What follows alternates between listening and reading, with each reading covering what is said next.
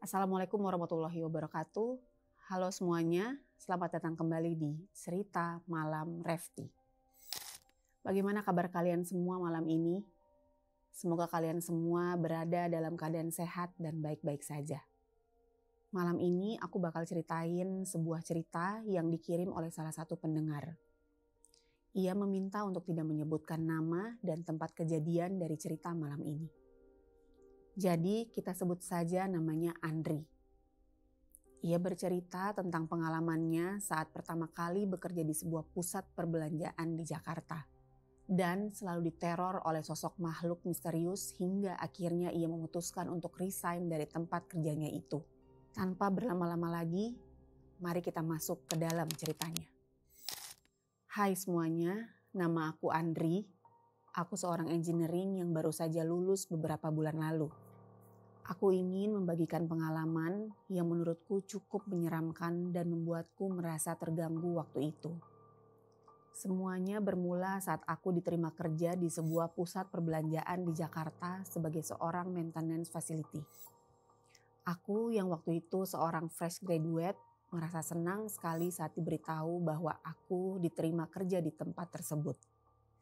Hari pertama saat aku masuk kerja, semuanya berjalan dengan lancar. Karyawan lain menerimaku dengan sangat welcome. Pak Anton, ia adalah orang yang menjadi teman pertamaku di tempat ini. Ia adalah seorang satpam shift malam yang selalu menemaniku ketika sedang mendapatkan shift malam juga. Kami sering nongkrong bareng di ruang panel tempatku bekerja yang berada di parkiran basement sehabis ia berpatroli. Hari demi hari aku lewati dengan keadaan yang normal tanpa ada gangguan. Hingga pada suatu malam, aku dan Pak Anton sedang ngopi bareng di ruang panel. Isengnya aku menanyakan pertanyaan yang mengarah ke hal-hal mistis ke Pak Anton. Pak, pernah nggak Bapak diganggu makhluk halus di sini? Pak Anton pun menjawab, pernah lah. Tapi kalau hal-hal yang kayak gitu mah biasa di sini. Ah, masa iya sih Pak? Aku udah mau seminggu di sini nggak ada apa-apa tuh. Jawabku dengan nada yang tak percaya, karena aku bukanlah tipe orang yang percaya sama hal-hal mistis.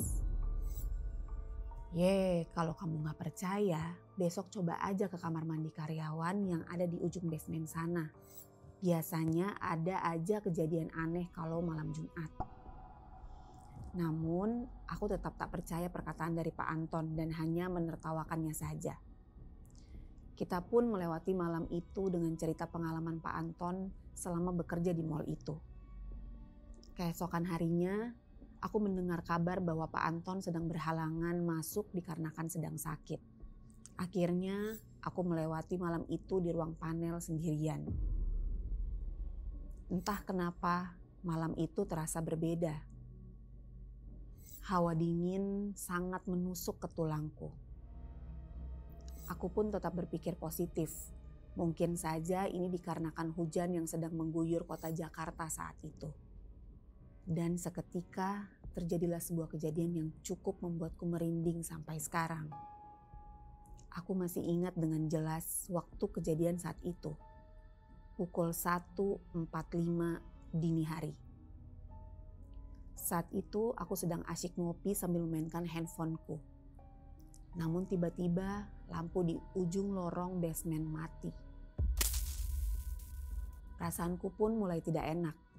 Aku memberanikan diri dan bergegas untuk mengeceknya. Aku ambil peralatanku dan sebuah senter besar untuk menerangi jalan ke arah sana.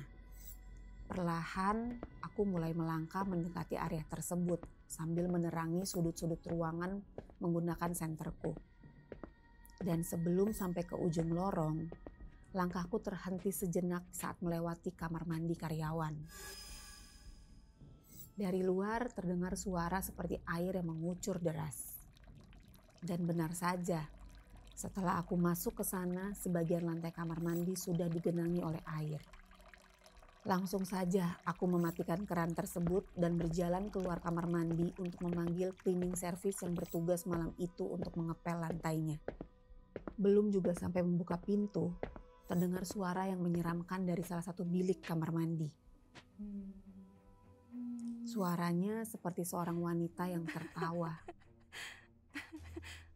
Kecil dan pelan. Seketika aku pun kaget dan merinding. Otakku berproses dengan sangat cepat. Menerka-nerka, suara apa itu? Dengan perasaan takut dan penasaran, kudekati asal suara tersebut. Lalu ketuk pintu salah satu bilik sambil berkata, "Halo, apakah ada orang dalam sana?"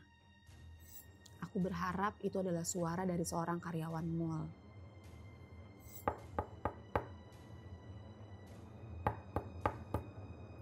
Namun tak ada satupun jawaban yang keluar.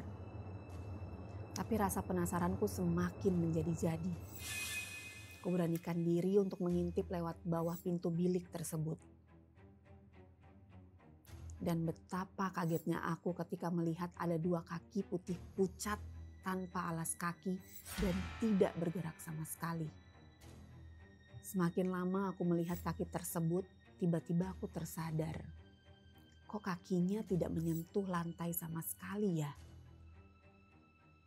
Seketika aku pun langsung bangun dan mundur secara perlahan.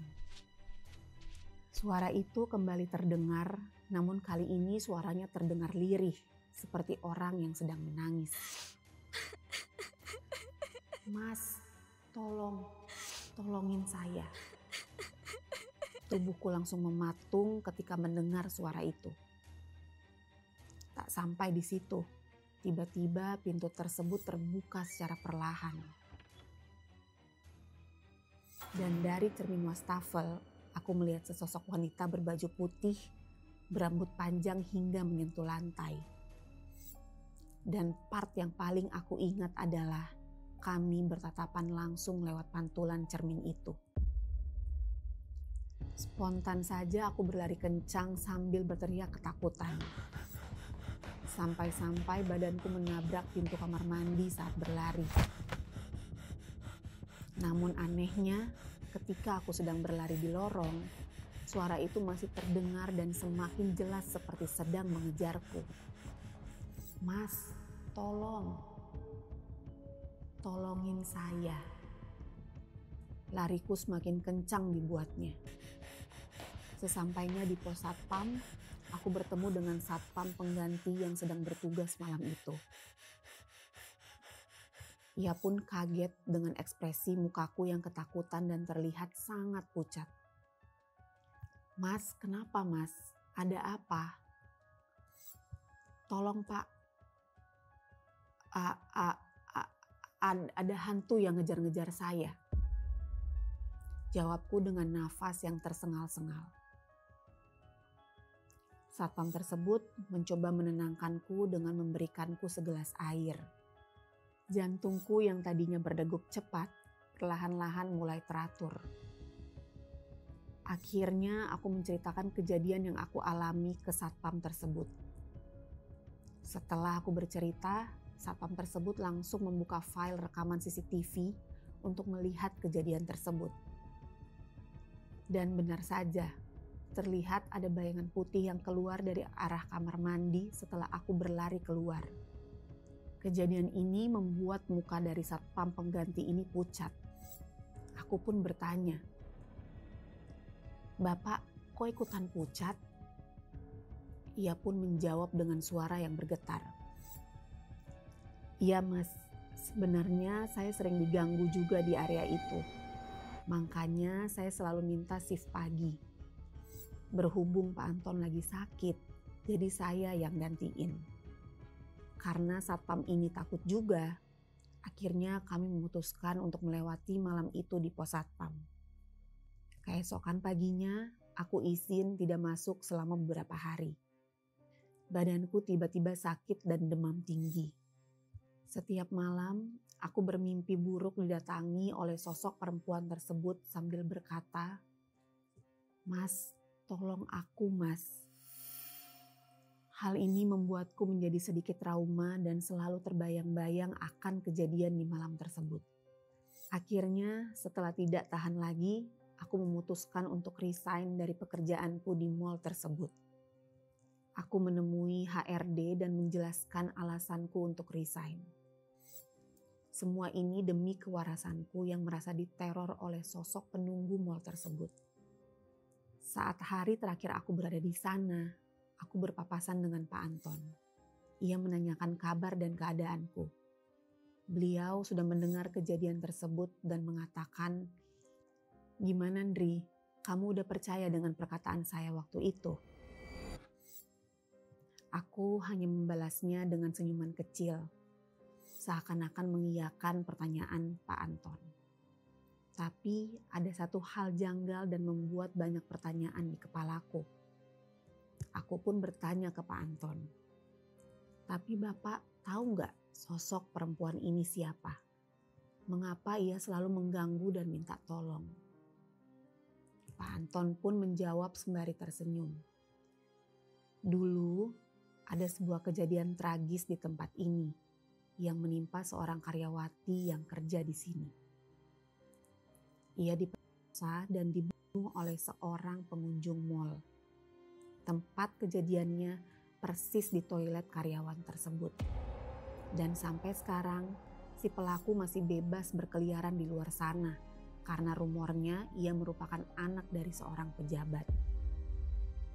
Dan dipercaya arwah itu masih gentayangan dan selalu meminta tolong karena hal tersebut. Aku merasa seakan tak percaya dan merasa sedih ketika mendengar cerita Pak Anton.